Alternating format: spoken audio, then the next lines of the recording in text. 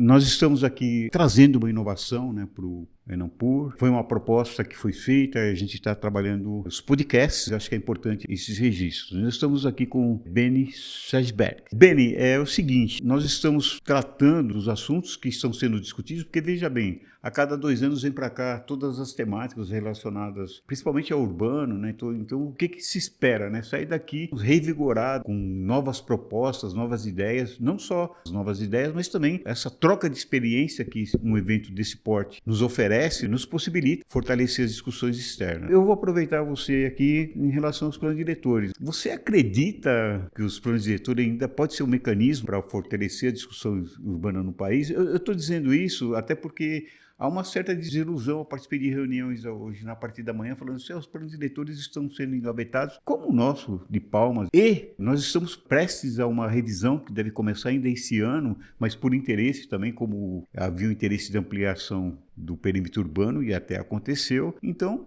a minha provocação é essa. Será que a gente não teria que repensar um novo mecanismo, uma nova proposta para que realmente os planos diretores venham a ter aplicabilidade efetivamente? Bom, primeiro agradecer o convite de poder interagir aqui com você, como pesquisador, né, da área do planejamento urbano e regional, e com todos os colegas que estão participando do Enampur, que é um encontro, eu diria assim, o mais importante, né, da área de planejamento urbano e regional, e oportunidade para a gente atualizar o debate, né, da política urbana regional no Brasil, oportunidade de interlocução entre nós e nossos pares, pesquisadores, atuantes, ativistas, militantes da área do planejamento urbano e regional. Então, nesse sentido, aí, dialogando com a sua questão, né,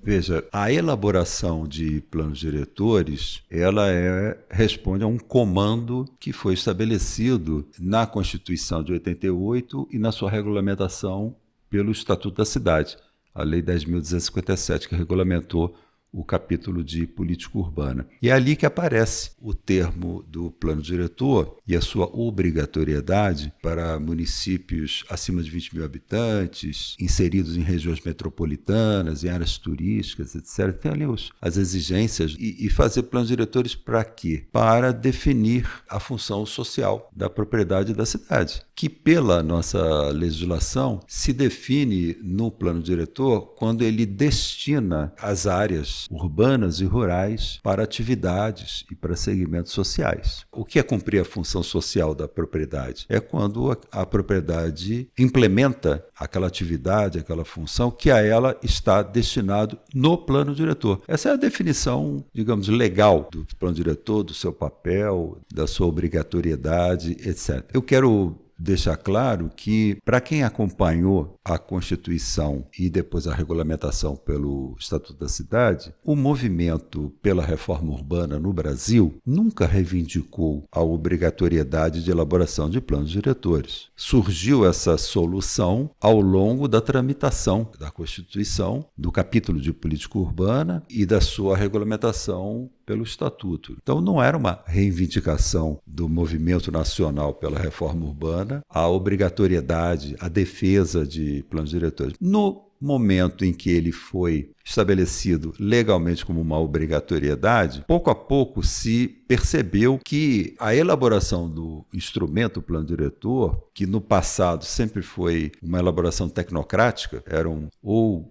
escritórios ou grandes urbanistas contratados do exterior, ou a equipe técnica, né, que dentro do seu gabinete elaborava o plano diretor por parte da prefeitura, mas se percebeu que o plano diretor era uma oportunidade de constituir uma arena de disputa pela cidade. Exatamente isso, essa concepção. Viu-se ali, nesse momento em que se reelabora ou elabora pela primeira vez um planejamento que define a destinação das áreas, se constitui um espaço de disputa. Eu vou te interromper, eu quero aproveitar. Mas ele tem sido essa arena? Se percebeu que tem esse potencial de ser uma arena de disputa pela cidade, dos diversos interesses, diversos grupos, diversas classes sociais, etc. E o próprio movimento pela reforma urbana no Brasil foi paulatinamente se empenhando em organizar, mobilizar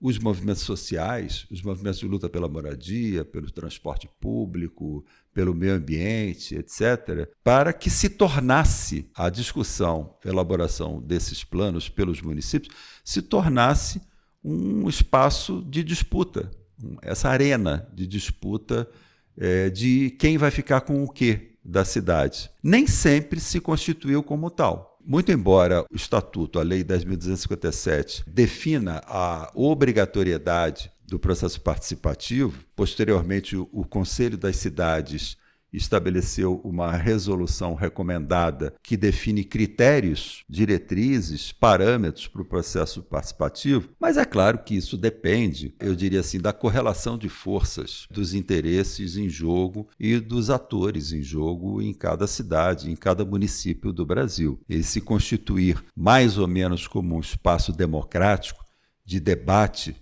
pela disputa, pela destinação do território, das diferentes partes urbanas e rurais, públicas e privadas do território, isso, a amplitude e o caráter democrático e participativo ou não, depende dessa correlação de forças. Em algumas cidades, o processo foi absolutamente fechado. O processo foi, eu diria, restritivo. Isso não gera uma descrença?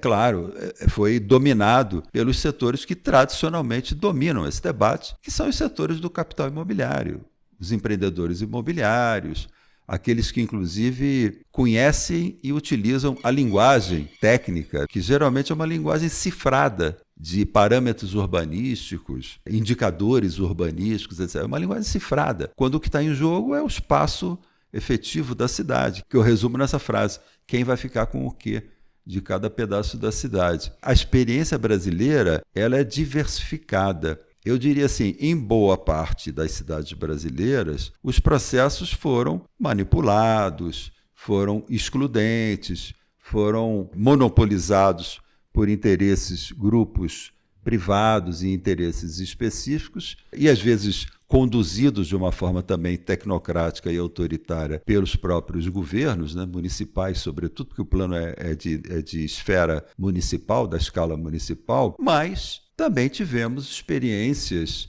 ricas, também tivemos uma diversidade de metodologias participativas que, em alguns casos, resultaram em demarcação de zonas especiais de interesse social, pela pressão dos movimentos sociais, dos coletivos, das entidades, né? Sobretudo nos territórios populares. Essa demarcação de zonas de interesse especial particularmente importante para destinar áreas para provisão habitacional de interesse social e, em outras áreas, para promover a regularização fundiária. O direito à regularização fundiária, o reconhecimento do direito à posse por moradores que, em boa parte do Brasil, e em grande parte, eu diria, das cidades brasileiras, vivem em condições irregulares, do ponto de vista do atendimento à legislação urbanística, edilícia e ambiental. Então, não dá para a gente afirmar no atacado de que os planos foram uma ilusão, uma manipulação. Foram também, mas também tivemos espaços de disputa em que os interesses populares, organizados e mobilizados por entidades, movimentos coletivos, partidos progressistas, etc., conquistaram avanços nas cidades brasileiras. Um deles é esse que eu comentei, das zonas especiais de interesse social, que ajudaram, em vários casos, a destinar áreas que antes não existiam ou não eram destinadas à promoção da habitação de interesse social, disputando, inclusive, espaços mais centrais, disputando áreas mais, eu diria assim, lugares melhores, com mais infraestrutura, mais equipamentos, mais serviços, mais próximas às oportunidades de geração de renda para a maioria da população, foram, digamos assim, a contraface do processo que é tradicionalmente no Brasil excludente, elitista e reservador de áreas exclusivas para empreendimentos de classes médias e altas nos melhores e mais bem localizados espaços da cidade. Nós temos observado, estudando alguns planos diretores, uma desconexão com o orçamento, embora haja obrigatoriedade legal, mas se você pegar orçamento, em grande parte dos municípios, é totalmente desconectado com o plano diretor. Você não acha que nós teríamos que ter algo mais efetivo em relação ao orçamento, mais especificamente? Sim, como eu estava comentando, a gente no Brasil tem uma experiência que é heterogênea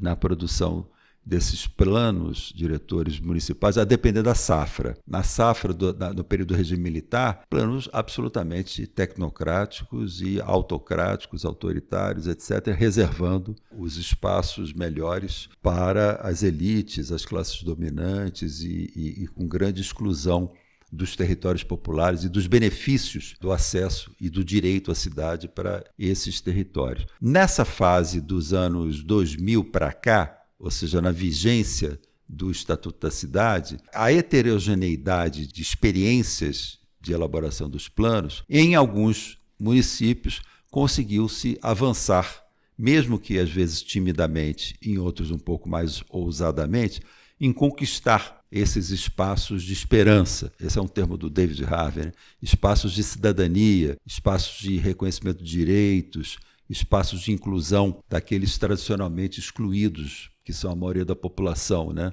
População pobre, negra, mulheres, sobretudo. Mas, enfim, o comando que o Estatuto da Cidade estabeleceu do vínculo necessário entre plano diretor como orientador do PPA, planos plurianuais, e das LOAs, leis orçamentárias anuais, que são votadas pelos parlamentos, pelos legislativos, né, municipais, o comando é claro. O plano diretor é o principal instrumento de ordenamento territorial e deve orientar os investimentos públicos e privados, sobretudo no que é definido nos PPAs e nas LOAs. A maioria, evidentemente, pelo quadro de correlação de forças desfavorável, na maioria dos casos, aos interesses populares, na maioria dos casos, os planos diretores são de gaveta, né, ou de prateleiras, né, ou seja, são esquecidos ou, em alguns casos, são utilizados para exatamente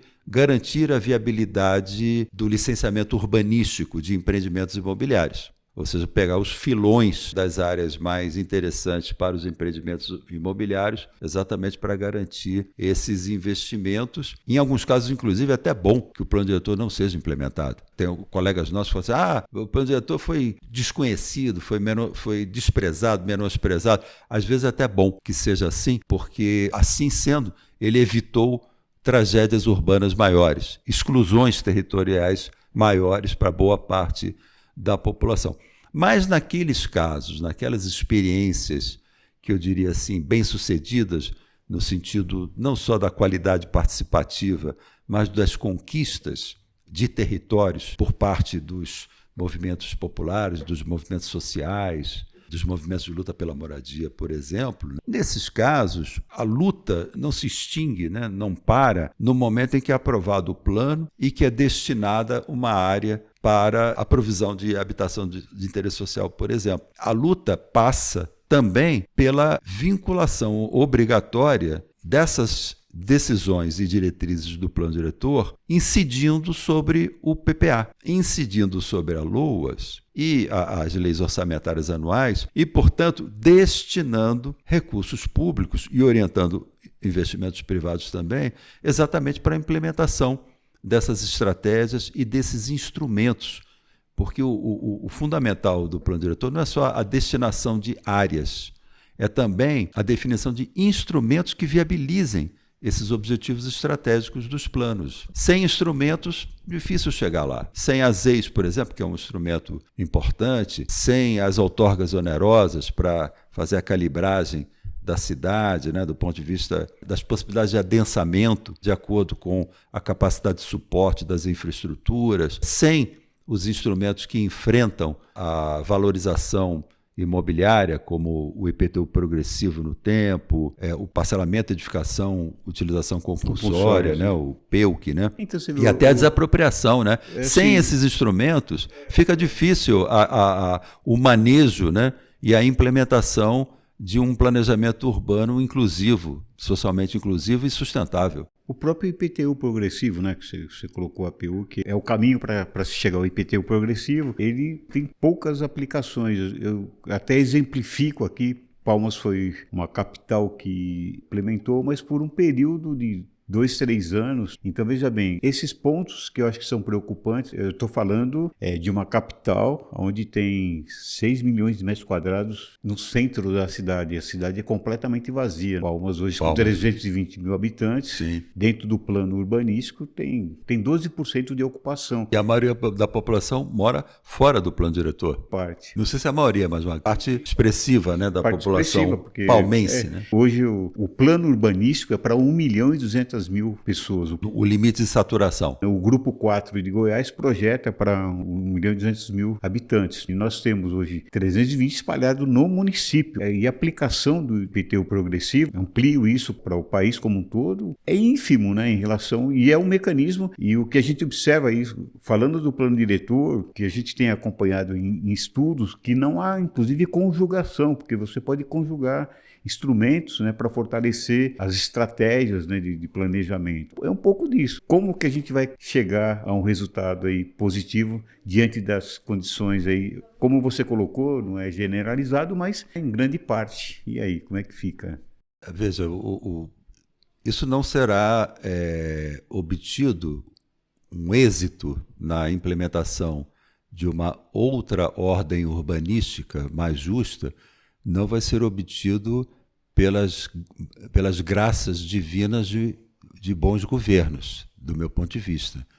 Isso só será resultado necessariamente de lutas, né? De lutas sociais por essas conquistas. Isto como avanços, digamos assim, conceituais, avanços teóricos e avanços políticos, não vão ser dádivas de um bom governante. Se nós ficarmos de braços cruzados esperando um dia a eleição de um governante iluminado, esclarecido, um ilustre, um ilustrado, nós vamos esperar sentados por muitas e muitas gerações.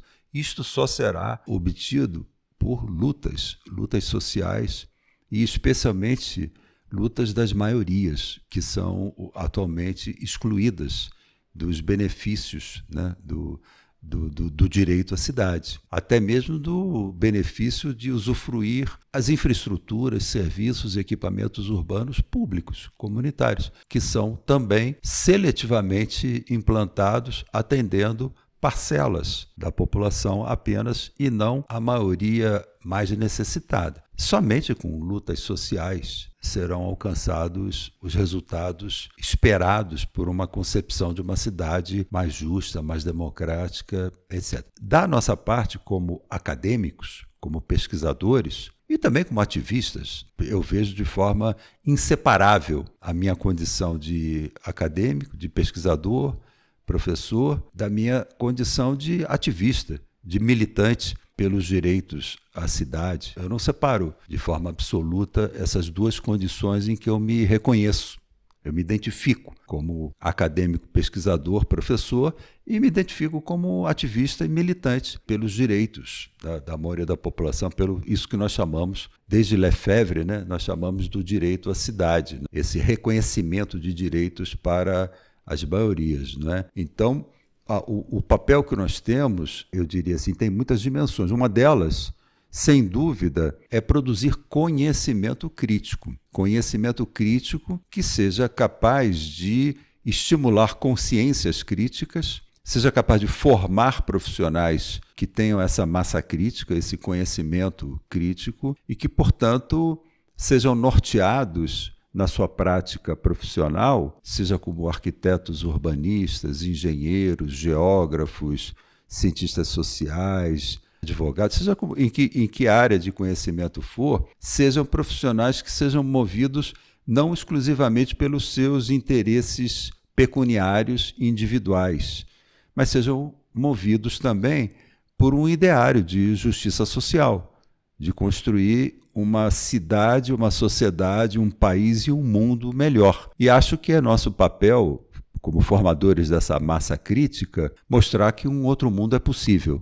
Mostrar que nós não estamos inexoravelmente condenados a viver num país, num território e em cidades onde o que prevalece absolutamente é a injustiça, a exclusão social e a insustentabilidade ambiental. Isto tudo decorre, esses aspectos perversos da nossa ordem urbana, porque ela é efetivamente uma ordem urbana capitalista que tem traços fortemente neoliberais, ainda que tenhamos eventualmente governos mais progressistas, mas efetivamente nós vivemos no Brasil uma ordem urbana capitalista com esses traços neoliberais que são fortemente marcados, de um lado, pelo rentismo, ou seja, todo e qualquer pedaço de chão é olhado como um ativo imobiliário, visando o lucro, visando a acumulação do capital, e, de outro lado,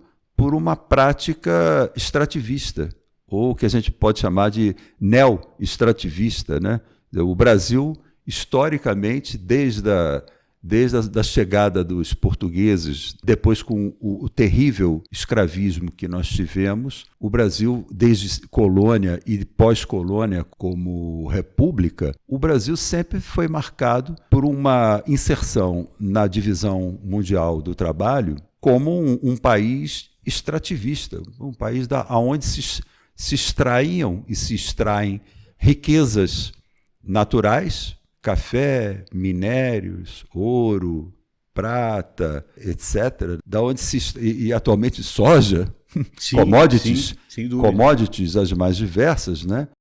Palmas tem... Mas também temos terras raras, temos de minerais, etc.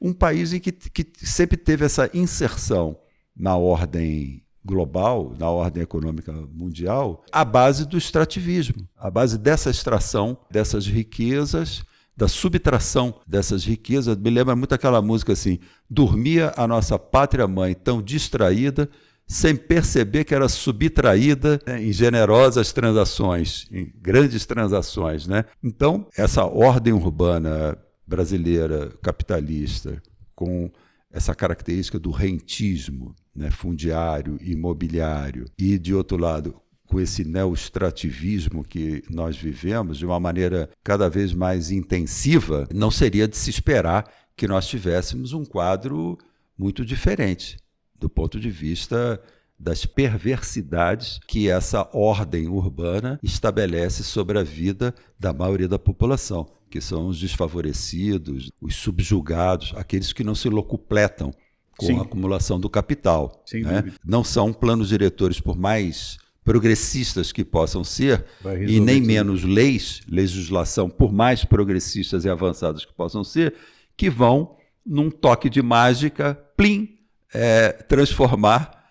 Eu acho que já temos quilometragem crítica suficiente para não termos crenças em ilusões, tanto de legislações maravilhosas, quanto de planos diretores ou de instrumentos maravilhosos, etc. e tal. Porém, não podemos deixar de perceber que eles são espaços, arenas, como eu usei o termo aqui, né, de disputa, espaços de mobilização, de produção de consciência crítica, né? De produção dessa disputa de projetos de cidade que, ao fim e ao cabo, são projetos de sociedade, né? Projetos de mundo, visões de mundo que estão em jogo na disputa. Eu penso que, talvez diferente de outros colegas que achem que isso não tem futuro, planos diretores, disputar espaços de projetos de cidade, isso não tem futuro, porque nós vamos ser derrotados, já estamos derrotados, ou coisa. Eu, particularmente, acho que não. Acho que cada vez mais nós estamos impelidos, estimulados, provocados